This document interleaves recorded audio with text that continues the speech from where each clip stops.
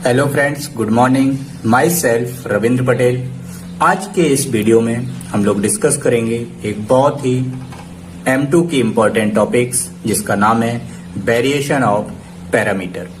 इस टॉपिक के बारे में स्टार्ट करने के पहले हम आप सभी से एक रिक्वेस्ट करेंगे, यदि किसी भी स्टूडेंट्स ने CF और PI का बेसिक्स वीडियो ना देखा हो तो वो प्लीज इस टॉपिक को स्टडी करने के पहले CF और PI के बेसिक्स वीडियो को देखें, बिकॉज इस टॉपिक्स में CF की जरूरत पड़ने वाली है। किसकी जरूरत पड़ेगी?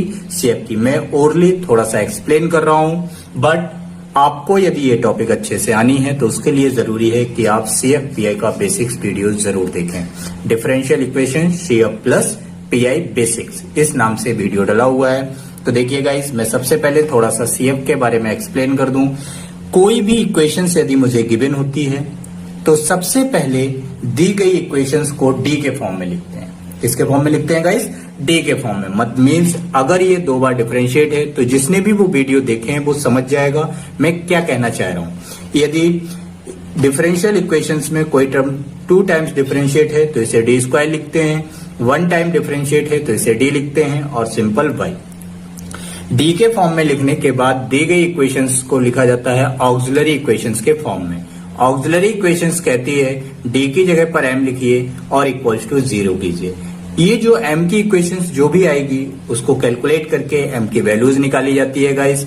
जो M की वैल्यूज आती हैं वो जनरली 3 टाइप से आती हैं, या तो डिफरेंट, या तो इक्वल, या फिर कॉम्प्लेक्स। तो जो डिफरेंट, इक्वल, कॉम्प्लेक्स है उसका CF का अलग अलग फार्मूला गिवन होता है। तीनों ही फार्मूले में मीन्स यदि रूट्स डिफरेंट आए, चाहे इक्वल आए या फिर कॉम्प्लेक्स आए, C1 और C2 जरूर होता है। तो गाइस CF में C1 और C2 की ही मुझे जरूरत है। फंक्शंस क्या है वो डिपेंड करता है, रूट्स डिफरेंट हैं, इक्वल हैं या फिर कॉम्प्लेक्स हैं। ये मैंने जो कुछ भी बोला, जिस भी स्टूडेंट्स ने CF PI का बेसिक्स का वीडियो देख रखा है उसे आता है, उसे ये सब कुछ समझ में आया होगा मैंने क्या बोला और क्या कहना चाह रहा हूँ। जिस स्टूडेंट्स ने अभी स्टार्ट किया हो देखना, अगर नहीं देखा हो तो वो पहले M2 की प्लेलिस्ट में जाके differential equation CF plus PI का बेसिक्स वीडियो जरूर देखे। मैंने वहां पर उसे कम्प्लीटली एक्सप्लेन किया है। मैं इस वीडियो में CF के बारे में अब डिस्कस नहीं करूंगा, मैं बताऊंगा वेरिएशन ऑफ पैरामीटर का प्रोसेस क्या होता है। क्लियर है गाइस? चलिए, तो स्टार्ट करने से पहले आप सभी से एक रिक्वेस्ट है, यदि किसी स्टूडेंट्स ने अभी तक चैनल को सब्सक्राइब ना किया हो तो वो प्लीज उसे सब्सक्राइब कर ले, और यदि वीडियो अच्छा लगे तो प्लीज लाइक करना ना भूलें।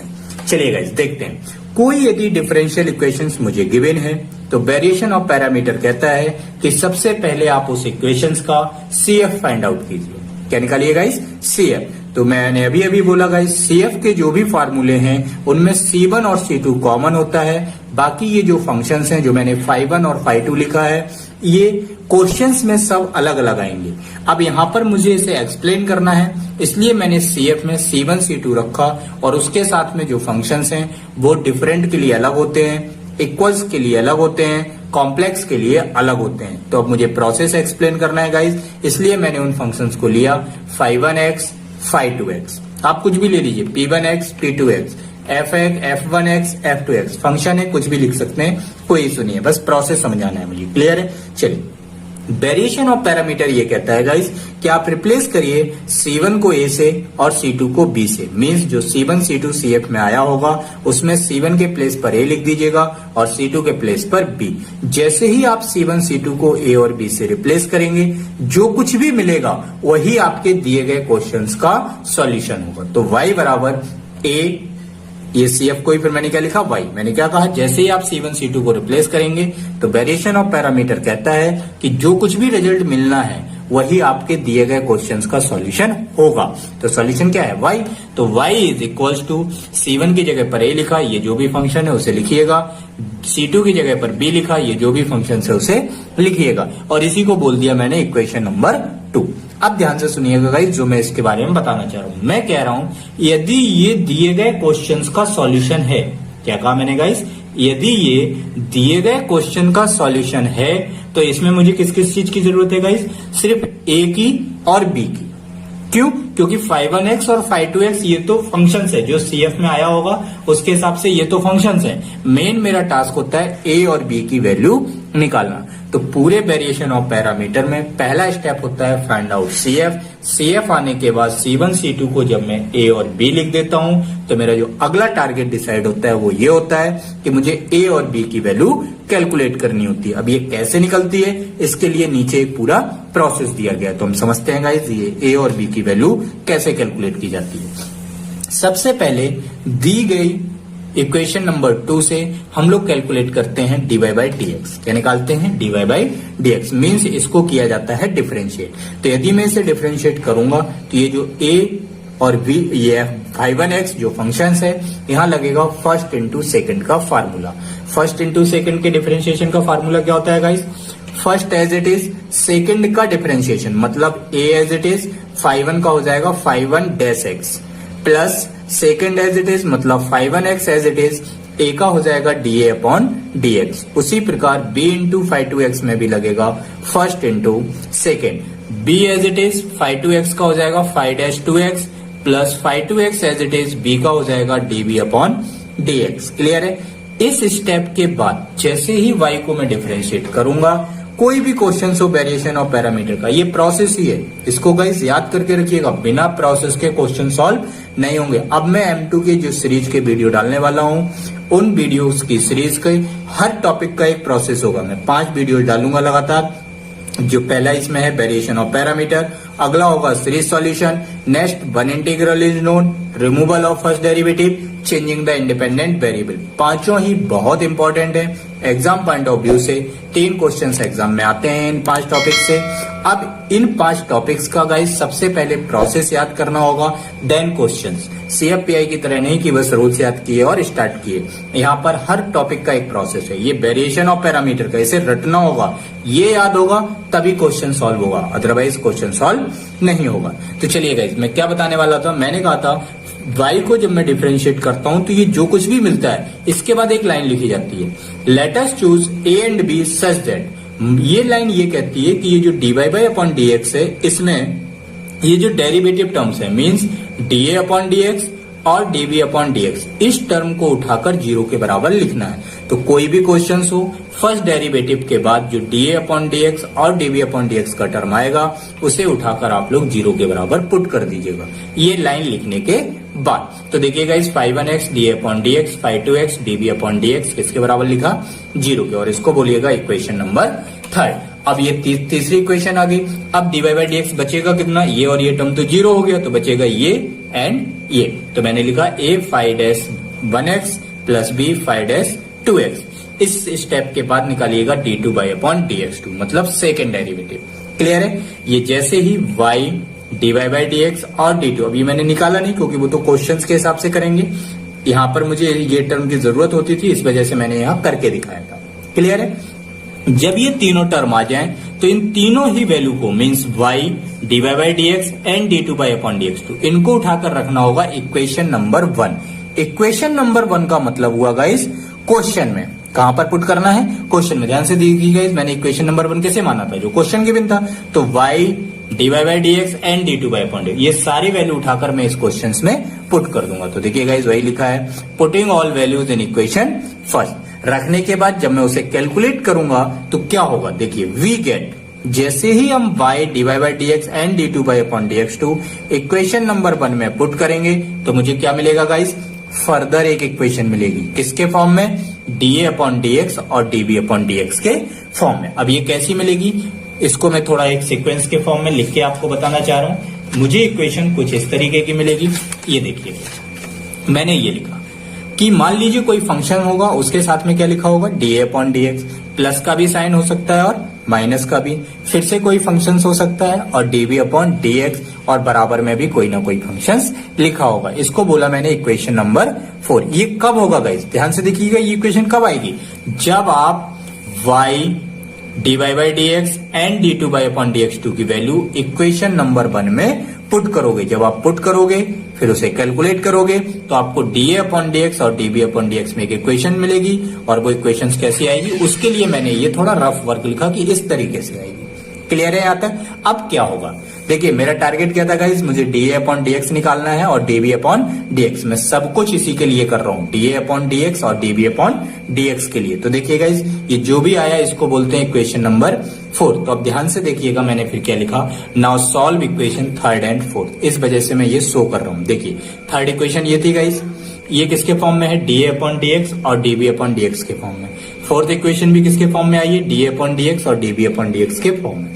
जब मैं 3rd और 4th को सॉल्व करूंगा तो मुझे मिलेगा D upon D x and dB upon D x. तो देखिए गाइस, वही अगला स्टेप फिर मैंने लिखा। अब मैं इसको हटा देता हूं। अब देखिए गाइस, अगले स्टेप में मैंने क्या लिखा कि मुझे D upon D x given हो जाएगा और dB upon D x given हो जाएगा। कब, जब मैं इक्वेशन 3rd और 4th को सॉल्व करूंगा। क्लियर। चलिए, ये टर्म आने के बाद इसे कर दीजिए इंटीग्रेट। क्या कर दीजिए, इसे इंटीग्रेट। तो डी अपॉन डी एक्स से ए मिल जाएगा और डीबी अपॉन डी एक्स से बी मिल जाएगा। जब आप इंटीग्रेट करें तो ए के साथ C1 ऐड कीजिएगा इंटीग्रल कांस्टेंट, और बी के साथ हमेशा C2। तो देखिए ए और बी गिवन हो गया गाइस। अब ये वैल्यू कहां रखनी थी, इक्वेशन नंबर 2 में। मैंने सॉल्यूशन क्या माना था, इक्वेशन नंबर 2। तो वही लिखा है, putting a and be in equation 2, this is required solution of the given differential equation. Clear है गाइस। तो देखिए गाइस, मैं फिर फर्दर आपसे कहूंगा, वेरिएशन ऑफ पैरामीटर या इसके बाद आने वाली जितनी भी टॉपिक्स जो मैंने अभी आपको बीच में बताया था, इन सभी में पहले उनके प्रोसेस को याद करना होगा, देन उसके क्वेश्चंस की स्टडी करनी होगी। क्लियर है यहाँ तक। चलिए, तो इस प्रोसेस को आई होप आप लोग लिख लीजिएगा, समझ लीजिएगा। अब आप देखिएगा मैं इस पूरे प्रोसेस को क्वेश्चंस में कैसे इंप्लीमेंट करूंगा। ठीक है, पूरा एज इट इज ऐसा ही करूंगा जैसा मैंने प्रोसेस में एक्सप्लेन किया है। देखिएगा, इसका मैं आपको बताता भी जाऊंगा और यहाँ इंप्लीमेंट भी करता जाऊंगा। देखिएगा, इस पहला क्वेश्चन है d two y upon D x two plus y is equal to cosec x. Clear है। तो देखिए, पहला स्टेप क्या था वेरिएशन ऑफ पैरामीटर का, गाइस याद कीजिए, फाइंड आउट CF। तो CF निकालने तक अब मैं कुछ भी नहीं करूंगा, मैं पूरा जब तक CF नहीं आ जाएगा। तो देखिए गाइस, ये लिखा डी स्क्वायर 1 वाई बाहर आ गया equals to cos x. CF निकालने के लिए ऑक्सिलरी इक्वेशन लिखी जाती है जिसे शॉर्ट में लिखते हैं A डॉट E। मैं फिर से गाइस रिपीट करूंगा, यदि किसी स्टूडेंट्स को CF में प्रॉब्लम्स है कि मैं ये कैसे लिख रहा हूं, क्या कर रहा हूं, तो वो लोग M2 की प्लेलिस्ट पर जाएं और वहां differential equations CF plus PI का मेरा एक बेसिक्स वीडियो पड़ा हुआ है, वो उसे देख लें और उसके बाद इस वीडियो को देखें। उन्हें सब कुछ समझ में आएगा कि ये मैं क्या कर रहा हूं। क्लियर है। चलिए गाइस, आगे बढ़ते हैं। ऑक्सिलरी इक्वेशन कहती है D को M से रिप्लेस कीजिए और इक्वल्स टू 0 कीजिए। तो ये आएगा M square plus 1 is equals to 0, M square बराबर -1, 1 इस साइड आएगा, M is equals to under root -1। यदि कभी भी अंडर रूट के अंदर माइनस आता है तो हमने आपको समझाया है वहां पर कि I आएगा बाहर, क्योंकि I की वैल्यू होती है अंडर रूट -1। तो I का मतलब होता है कॉम्प्लेक्स रूट। कैसे रूट गाइस, कॉम्प्लेक्स। तो कॉम्प्लेक्स के लिए CF का फार्मूला आप वहां देख लीजिए, मैंने लिख दिया C1 cos x plus C2 sin x। क्योंकि I के पहले कुछ नहीं है तो कितना माना जाएगा, 1। तो ये आएगा C1 cos beta x, beta मतलब 1, C1 cos x plus C2 sin x। ये आया CF। अब वेरिएशन ऑफ पैरामीटर ये कहता है गाइस, C1 की जगह पर A लिखिए और C2 की जगह पर B। यही सिखाया था मैंने अभी कि C1 को A लिखिए और C2 को B। जो कुछ भी आएगा वही दिए गए क्वेश्चन का सॉल्यूशन होगा। तो मैंने लिखा y is equal to A cos x plus B sin x और इसको बोला इक्वेशन नंबर 2। यही आपका सॉल्यूशन है। देखिए गाइस, मैंने यही आपको अभी एक्सप्लेन किया था। ये देखिए, C1 को A से, C2 को B से, जो भी मिला था वही क्या था, सॉल्यूशन। यहां तक आ गए। अब देखिए क्या करना था, फर्स्ट डेरिवेटिव निकालना था और इसमें जो DA अपॉन DX और DB अपॉन DX का टर्म था उसे किसके बराबर करना था, 0 के। और उसके बाद D2y अपॉन DX2 और सारी वैल्यू कहां रखनी थी, 1 में। तो देखिए गाइस, अब मैं ये 3 स्टेप एक साथ करूंगा। यहां पर देखिए ये लिखा हुआ है।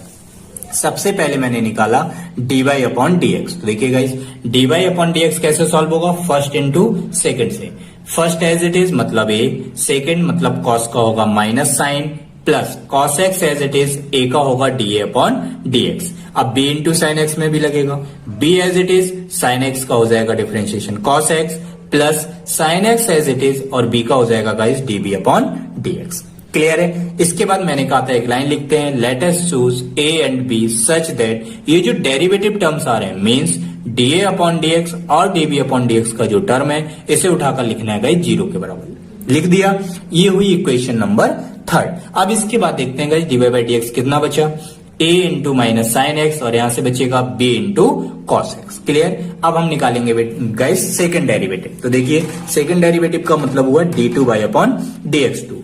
Further first into second, a as it is sine का कॉस हो जाएगा minus sine as it is a का dA अपॉन dx हो जाएगा।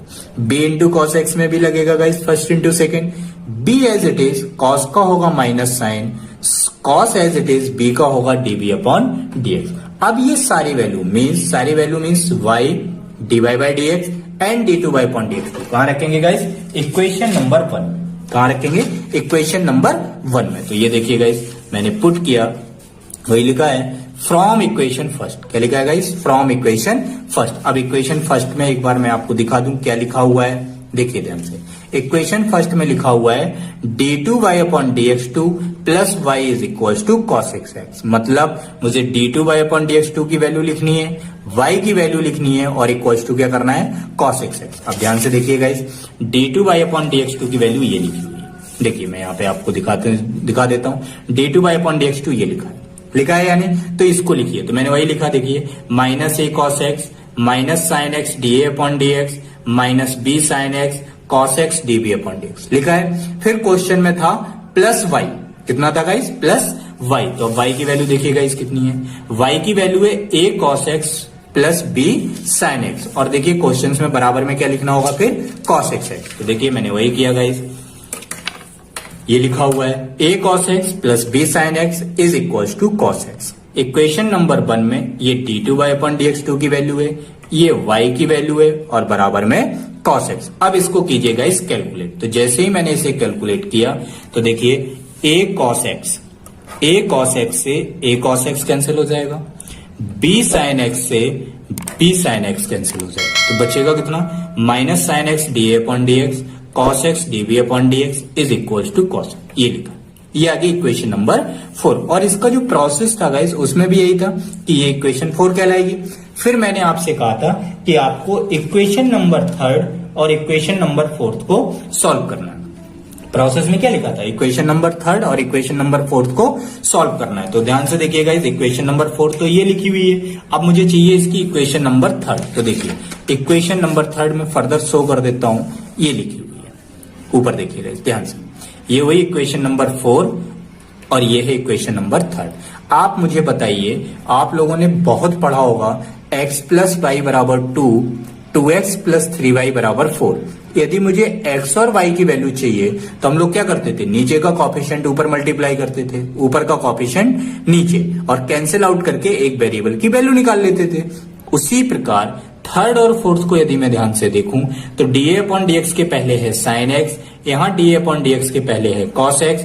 तो मैं इस इक्वेशन में साइन एक्स का मल्टीप्लाई करूंगा, इस इक्वेशन में कॉस एक्स का मल्टीप्लाई करूंगा, तो d upon D x cancel हो जाएगा, तो d B upon D x की वैल्यू आ जाएगी। क्लियर है गाइस। तो देखिए मैंने वही लिखा हुआ है, यहाँ पर ध्यान से देखिएगा, ये लिखा हुआ क्या लिखा है यहाँ, 3rd इक्वेशन में किसका मल्टीप्लाई करना है, साइन का, क्योंकि यहाँ कितना है साइन, और 4th में किसका करना होगा गाइस, कॉस का। तो मैंने क्या लिखा, 4th multiplied by cos x. देखिए क्या क्या आएगा वो मैंने नीचे लिखा है, आप लोग ये सब पहले कॉपी में लिख लीजिएगा, फिर मल्टीप्लाई कीजिएगा, आपको सब समझ में आएगा। तो देखिए guys, sine x into cos x D upon D x sine square x D B upon D x equal to 0। ये मिलेगा इक्वेशन 3rd से। आप 3rd में साइन एक्स का मल्टीप्लाई कीजिए, ये मिलेगा। अब 4th तो ये दिख ही रही है, मैं इसमें आपको दिखा देता हूं। इसमें कॉस का करिए तो ये आएगा minus sine x cos x D upon D x cos square x D B upon D x cos x into cos x. अब देखिए अगर मैं इसे ऐड करूंगा गाइस तो ये कैंसिल हो जाएगा, क्योंकि ये प्लस है और ये माइनस है।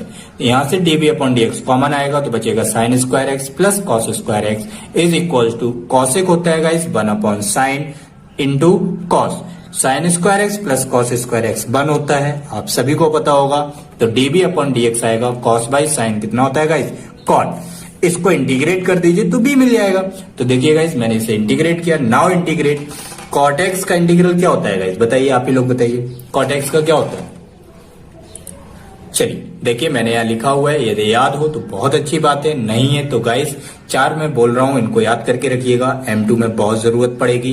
Cot X, tan X, sec X and cosec X, इन चारों के इंटीग्रल के फार्मूले आपको याद होना बहुत जरूरी है। क्लियर है। चलिए तो देखिए नाउ इंटीग्रेट, यहां से b मिलेगा। कॉट एक्स का इंटीग्रल होता है माइनस लॉग कॉसिक्स एक्स, और मैंने कहा था b के साथ जोड़ना c2, तो मैंने जोड़ दिया c2। अब मुझे चाहिए था a, क्या चाहिए मुझे a, तो उसके लिए क्या होगा कि dv अपॉन dx की वैल्यू या तो मैं इक्वेशन नंबर 3 में पुट कर दूं या फिर 4th में पुट कर दूं। तो मैंने dv अपॉन dx की वैल्यू पुट की इक्वेशन नंबर 3 में। अब देखिएगा इक्वेशन नंबर 3 कहां है, ये लिखी हुई है, ये लिखी हुई है। अगर मैं यहाँ dv अपॉन dx की वैल्यू cot x लिखूंगा तो कितना आना चाहिए, cos x dA upon dx plus sin x into cot x बराबर 0 आना चाहिए या नहीं आना चाहिए। तो देखिएगा ये लिखा हुआ है यहाँ पर, ये लिखा cot x dA upon dx sin x into cot x is equal to 0। अब मैंने इसे कैलकुलेट किया, cos x dA upon dx is equal to, ये प्लस था तो इधर जाके माइनस हो जाएगा, माइनस sin x, cot का होता है cos बाई sin, sin से sin गाइस कैंसिल होगा। क्लियर है, तो बचेगा सिंपल cos x, और ये cos x और ये cos x भी कैंसिल होगा तो बचेगा माइनस का 1, ये cos x और ये cos x भी कैंसिल होगा तो बचेगा माइनस 1। ये आ गया गाइस dA अपॉन dx। अब इसको इंटीग्रेट कर दीजिए, कांस्टेंट का इंटीग्रल होता है जिसके रिस्पेक्ट में किया जा रहा हो, तो ये आएगा गाइस माइनस एक्स और प्लस C1 कांस्टेंट जोड़ दीजिए।